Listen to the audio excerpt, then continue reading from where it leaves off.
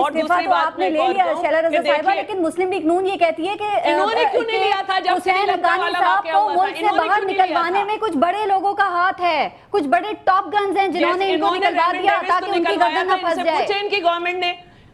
ان کی گورنمنٹ نے Raymond Davis کو نکالا. انہیں پتا ہوگا حسین حقانی کو واپس جانا تھا اور وہ آ جاتے. ان کی طبیعت بھی خراب ہے اور انہیں بھی جان کا خطرہ ہے، جس طرح اسلام آباد میں سلمان تاثیر کے ساتھ ہوا. منصور اجاز کو آپ دے سکتے ہو، آپ منصور اجاز کو بینیفٹ دے سکتے ہو خطرے کا، آپ اپنے کو نہیں دے سکتے. اس وقت کے آئی ایس آئی چیف شجاع پاشا نے یہ کہا کہ ریمنڈ ڈیوس کو صدر مملکت آصف علی زرداری کے کہنے پہ بھیجا گیا ہے، اور ریمنڈ ڈیوس کے جو ہیڈ منی تھی، وہ جو لوگ انہوں نے اس نے قتل کیے تھے، ان کا خون بہا کس نے دیا؟ ان کا خون بہا انہوں نے دیا. اور پھر عدالت کا فیصلہ ہوا. پنجاب حکومت نے تو پاکستان کی تاریخ میں پہلی مرتبہ ایف آئی آر درج کی، اس کو گرفتار کیا، جیل بھیج دیا. پی ایم ایل این آپ لوگ الزام لگاتے ہیں نا کہ حسین حقانی کو نکلوا دیا پاکستان سے، بہت بڑے لوگ اس کے پیچھے ہیں. یہ بتا دیجئے کون لوگ ہیں، آپ ذرا بتا دینا، آپ کو پتا ہے آپ لوگوں کو.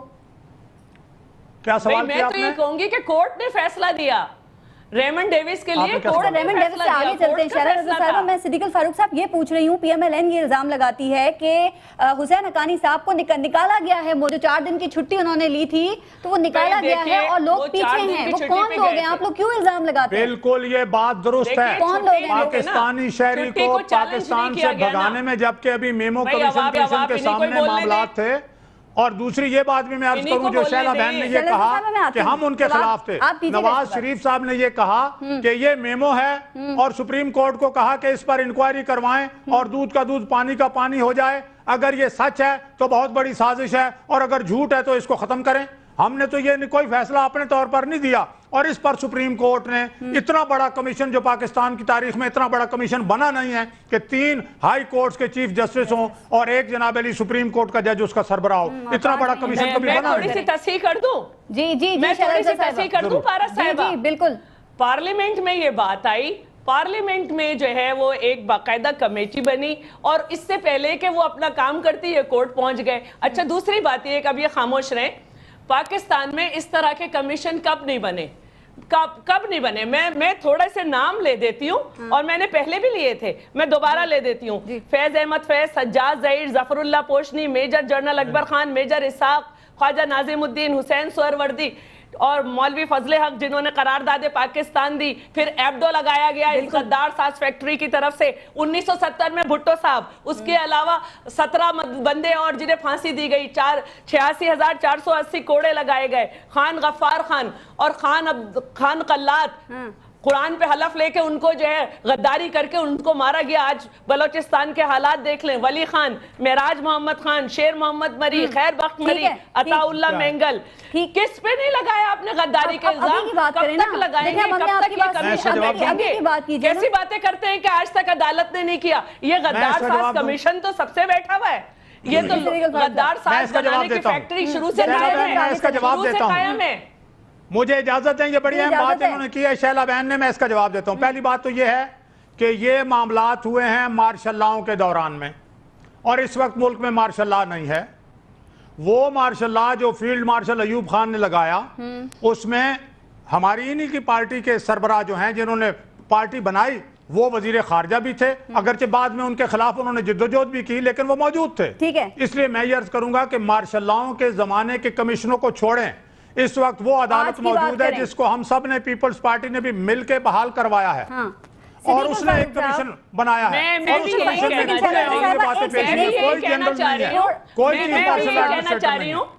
بات سنیے صدیق الفاروق صاحب، آپ نے کہا وہ مارشاء اللہ کے دور کے تھے. مارشاء اللہ کو لیجیٹیمائز کون کر رہا تھا؟ مارشاء اللہ ڈکٹیٹرز کو 3 سال کی چھٹیاں کون دے رہا تھا کہ جو آئین کے ساتھ کرو وہ کرو؟ اگر یہ اپنا کردار صحیح رکھتے تو کبھی ڈکٹیٹر کی جرأت نہ ہوتی کہ وہ مارشاء اللہ لگاتا. لیکن اس کو آپ نے لیجیٹیمائز کیا. کیا بات کرتے ہیں آپ نے؟ تو تاریخ پلٹ دی. آپ تو اپنی جدوجہد بھول گئے کہ کس طرح آپ کی ڈیموکریٹک گورنمنٹ کو جو ہے اس طرح سے ہٹایا گیا. آپ تو حد کر دیا آپ نے. تو مجھے یہ امید نہیں کہ میں نے کوئی غلط بات تھوڑا کی ہے. میں نے اس بات کو آپ کی اس بات کو تسلیم کیا کہ جو کچھ مارشل لاؤں کے دور میں ہوا وہ الگ بات ہے. اس وقت ملک میں جمہوریت ہے، مارشل لا نہیں ہے. और एक सुप्रीम कोर्ट में हम गए और सुप्रीम कोर्ट ने एक कमीशन बनाया है। कोई इसमें जनरल का इस वक्त किरदार नहीं है इस कमीशन के बनाने में और इसकी तहकीक करने में और किसी को सजा देने में। ना मार्शल लॉ की अदालत है, ना सबरी ट्रायल हो रहा है। 5 महीने 10 दिन इस कमीशन ने काम किया है और ये फाइनल सामने आ गया है। मैं तो कह रहा हूँ, मेरी बहन, मैं यही कह रहा हूँ, फर्क है जमीन आसमान का। अयूब खान का दौर हो, याहिया खान का दौर हो, या जियाउल हक का दौर हो, उनको छोड़ दें। और चौथा परवेज मुशर्रफ का दौर भी छोड़ दें। मैं ये कह रहा हूँ इस वक्त जमहूरियत है और अदलिया सब में बहाल करवाइए। उस पे प्रोग्राम है, अब उसके ऊपर आ जाइए। सिद्दीक अल फारूक साहब, क्या ख्याल है हुसैन हक्कानी साहब जुड़ा हुआ है बीबी? आपकी आवाज नहीं आ रही। इंतजामिया, सिद्दीक अल फारूक साहब आवाज आ रही है आपको मेरी? सिद्दीक अल फारूक साहब जी, सिद्दीक अल फारूक साहब, हुसैन हक्कानी एक सफीर, इंतजामिया के एक अहलकार, इतना बड़ा काम क्या वो अकेले कर सकते हैं? क्या कोई आशीर्वाद, क्या कोई सपोर्ट, बैकअप सपोर्ट, क्या कोई मुशावरत, क्या ये मुमकिन है कि वो अकेले इस तरह का काम कर सकें? और अब रिपोर्ट में जो बता दिया गया है कि वो अकेले खालिक हैं। शैला रज़ा साहिबा, आप जवाब दे दीजिए। शहदो नेवा, मैं तो बिल्कुल कहूंगी। और एक बात पहले से रिलेटेड के 91 में 1991 में 91 पे कम्युनिस्ट पार्टी पे तो हमला डिक्टेटर ने नहीं किया था। देखिए सीधी सीधी बात है, मंसूर एजाज ने खुद भी ये कहा है कि उन्होंने मुझे डिक्टेट कराया। तो ये सारी फजूल बातें, इसको शुरू से सारे लोग कह रहे हैं कि अगर इस तरह की बातें सियासी तौर पे नहीं हल की गई और अदालतों में जाके उन पे सियासी फैसले आए तो बहुत बुरा नतीजा होगा। और आ रहे हैं नतीजे बुरे। जी तो बड़े अफसोस की बात है ये। जी सिद्दीक अल फारूक साहब, अब सिद्दीक अल फारूक साहब को शायद आवाज नहीं आ रही है। शैला रज़ा साहिबा, एक और बात कही गई है, आनी भी नहीं चाहिए। आ रही है आ गई है, आपकी आवाज आ रही है। जी सिद्दीक अल फारूक साहब बताइए।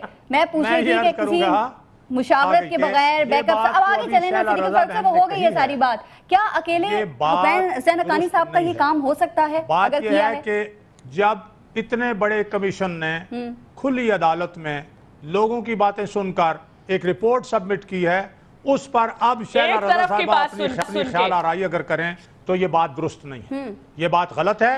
क्योंकि इन्होंने जो कुछ कहना था, इनके लोगों ने जो कुछ कहना था, हुसैन हक्कानी के वकील ने जो कुछ कहना था, वो वहां अदालत में कमीशन में कह दिया गया है। अब ख्याल आराई की बात है और फैसले जो हैं वो टीवी स्क्रीनों पर नहीं होंगे, फैसले अदालत के फोरम पर होंगे। आप कह रही हैं हम इस कमीशन को नहीं मानते। अब देखिए ये जो कोर्ट, ये जो समाअत है, ये 2 हफ्ते तक मुलतवी कर दी गई है, कर लिया है और इसमें सारी मामलात सामने। शैला रज़ा साहिबा, 2 हफ्ते तक जो है इस केस की समाअत मुलतवी कर दी गई है। मुझे ये बता दीजिए कि और हुक्म दिया गया है हुसैन हक्कानी साहब आए और पेश हों। आपके पास कुछ इत्तलात हैं? आएंगे हुसैन हक्कानी साहब यहाँ पर पेश होंगे? क्योंकि आप तो मान नहीं रहे कमीशन की रिपोर्ट को, आप कह रहे हैं एक तरफा है, हुसैन हक्कानी साहब भी कह रहे हैं एक तरफा है, मुझे सुना नहीं गया। इनको क्या है, ये को पेश करेंगी? हुसैन हक्कानी को जान का खतरा है, उनको दिल की भी तकलीफ है। अब देखिए ना, सारे लोग बैठे हैं दोहरी शहरियत के, लेकिन फरहानाज इस्वानी की सबसे पहले खत्म हो गई शहरियत, वो जो है उनकी सीट। कितने अफसोस की बात है भाई, 35 लोग हैं लेकिन फरहानाज इस्वानी की सबसे पहले शहरियत की वजह से सीट खत्म हो गई। तो बात यह है कि सब कुछ नजर आ रहा है और देखने वालों के लिए अल्लाह ताला ने निशानियां रखी हैं। बार बार हम ये कह रहे हैं कि एक आदमी को जान का खतरा है। जब आपने एक को फैसिलिटी दे दी तो दूसरे को भी दे। कानून की नजर में दोनों बराबर हैं, चाहे शिकायत करने वाला हो या जिसमें इल्जाम हो, आपने दोनों को फैसिलिटी देनी है, वरना दोनों को नहीं देनी। और ये बात ऑन रिकॉर्ड थी, और ये बात ऑन रिकॉर्ड थी, और ये बात ऑन रिकॉर्ड थी कि ये कहा गया था कि कॉन्फ्रेंस की सहूलत नहीं दी जाएगी। उन्होंने कहा कि वो अमेरिकी शहरियत तस्लीम किया। जी नहीं, मैं इनको वाजे कर दूं कि कानून की नजर में ना अमरीकी ना कुछ, एक इल्जाम लगाने वाला दूसरे पे इल्जाम है। और ये बात ऑन रिकॉर्ड स्टेटमेंट है कि वीडियो कॉन्फ्रेंस की सहूलत नहीं दी जाएगी दोनों को, और जब अगर एक को दी गई तो दूसरे को भी दी जाएगी। ये क्या बात है? एक जो इल्जाम लगा रहा है वो मोतबर है, जबकि वो बैंक खवातीन की रेसलिंग की कमेंट्रियां करने का शौकीन है, बैंक है, उसमें सब कुछ है। अमेरिकी शहरियत तो क्या हुआ, इल्जाम लगाया ना उसने, और एक पे इल्जाम लगाया तो क्यों? ये क्या बात है? पाकिस्तान